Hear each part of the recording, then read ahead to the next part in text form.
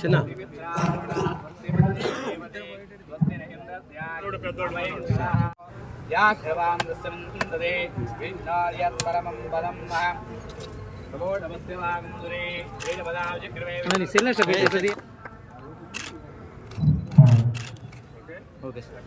కోపడకన్నా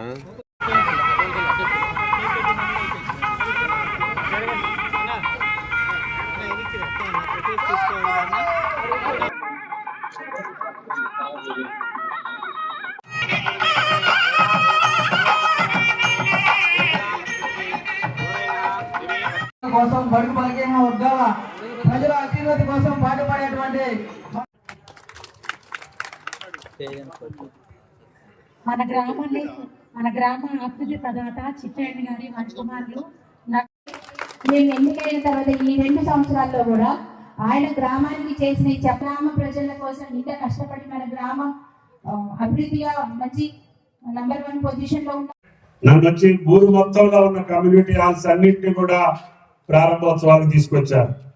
అదేవిధంగా బస్ యాత్ర కావచ్చు, ఆయన చేసేటటువంటి ఆయన కష్టాలతో సంపాదించుకున్నటువంటి సొమ్ముతోటే ప్రభుత్వంకి వెళ్ళి చిన్న చిన్న పనులు నేనే చేసుకోగలుగుతాను. ఆ గ్రామానికి మా తాతగారు ఇచ్చినటువంటి ఈ ఆస్తి, ఈ వారసత్వం నేను నెరవేరుస్తాను అని చెప్పి అన్ని కమ్యూనిటీ హాల్స్ అన్ని కులాలకు సంబంధించి ఈ ఊళ్ళో దళితులు ఎక్కువ మంది ఉంటారు, వడ్డర్లు ఎక్కువ మంది ఉంటారు, బీసీలు ఎక్కువ మంది ఉంటారు.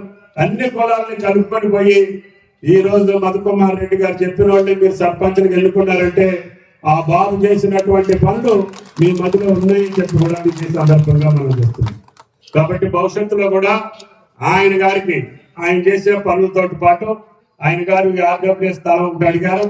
అది డీటెయిల్స్ ఒకసారి కలెక్టర్ గారికి ఇవ్వండి, వెరిఫై చేసి అది నేను ఈ స్కీమ్ పెట్టేటప్పుడు తీసుకున్నాం. ఆ స్థలం మధుకుమార్ రెడ్డి గారు చేస్తున్నారు కాబట్టి మీరందరూ ఆయనకి సహకరించాలి, చేయూతనివ్వాలి. భవిష్యత్తులో ఈ గ్రామం ఒక మంచి గ్రామంగా integrated panchayat office, sub collector గారు ఆయనకి ఆర్టీఓ ఇంటిగ్రేటెడ్ ఆఫీస్ కావాలని అడుగుతున్నారు. ఆయనకు శాంక్షన్ కాకముందే మీరే సొంతంగా కట్టుకుంటున్నారు. ఆయన గారికి కూడా రెవెన్యూ డివిజన్ ఆంధ్రాకి వెళ్ళి ఆడాలి, కోడి పందాలు ఆడాలంటే ఆంధ్రాకి వెళ్ళి ఆడాలి, ఇసుక దోలాలంటే ఆంధ్ర నుంచి దోలాలి. నిబద్ధతతో ఉంటే సంపద వస్తుంది, సంపద వస్తే సహాయం చేయొచ్చు, సహాయం చేస్తే సంతోషం వస్తుంది. మానవ బతుకు ఎందుకు సంతోషం ఉండేదానికే కదా. కాబట్టి మనం మంచి అలవాట్లతోటి మంచి పద్ధతులతో ఈ నియోజకవర్గాన్ని తీసుకెళ్తే డివైడర్ ఎక్కడుంది అంటే సొంతపల్లికి వచ్చి ఆనాటి ముఖ్యమంత్రులు చంద్రబాబు నాయుడు గారు కానీ, కేసీఆర్ కానీ, కిరణ్ కుమార్ రెడ్డి గారి సొంతపల్లి మాదిరిగా మా ఊరు ఉండాలని అడిగేవాడు. అట్లాగే ఖమ్మం చేసిన తర్వాత ఖమ్మం మాదిరిగా మా జిల్లాలు ఉండాలని అందరూ ఎమ్మెల్యేలు కట్టుకునేవాడు. అంటే రహదారు చూసినా మనమే ఉన్నాం, ఇరిగేషన్ లో మనమే ఉన్నాం, తాడి పంటల్లో మనమే ఉన్నాం, సత్సంప్రదాయాల్లో మనమే ఉన్నాం, సంస్కృతిని కాపాడే దాంట్లో మనమే ఉన్నాం. సొత్తుపల్లికి మన పూర్వీకులు ఇచ్చినటువంటి ఆస్తి ఒక మంచి పేరు, సొత్తుపల్లి అని లేచి నిలబడాలి ఇప్పుడు ఎక్కడికి పోయినప్పుడు. ఆ రకంగా మనం దాన్ని తయారు చేసుకున్నాం కాబట్టి అటువంటి దానికి ఎక్కడా చెడ్డ పేరు రాకుండా రాగమయ్య గారితో ఉండే మనుషులందరూ కూడా, అంటే పార్టీలో ఉండే మనుషులందరూ కూడా ఎవడన్నా బయట కూడా ఇద్దరు మన బదనం చేయడానికి కొన్ని తప్పులు చేసి మన మీద నెట్టడానికి ప్రయత్నం చేస్తారు. అటువంటి వాటిని కూడా మన మీద పడకుండా కొంతమంది ఇసుకతోనే వాళ్ళు ఉంటారు, కొంతమంది కోటి పందాలు ఆడిచ్చే వాళ్ళు ఉంటారు. అవన్నీ మనకు రుద్దుతారు. ఎమ్మెల్యే గారు చెప్పారు, మంత్రి గారిని అడిగాం, ఏసీపీ గారు పర్మిషన్ ఇచ్చింది అని చెప్పి వసూలు చేసేవాడు కూడా ఉంటారు. అవి మనకు అర్థం లేదు. కష్టపడి వ్యవసాయం చేసుకుందాం, కష్టపడి వ్యాపారం చేసుకుందాం, కష్టపడి పిల్లలు చదివించుకుందాం, మన కుటుంబాలను సంతోషంగా పెట్టుకుందాం.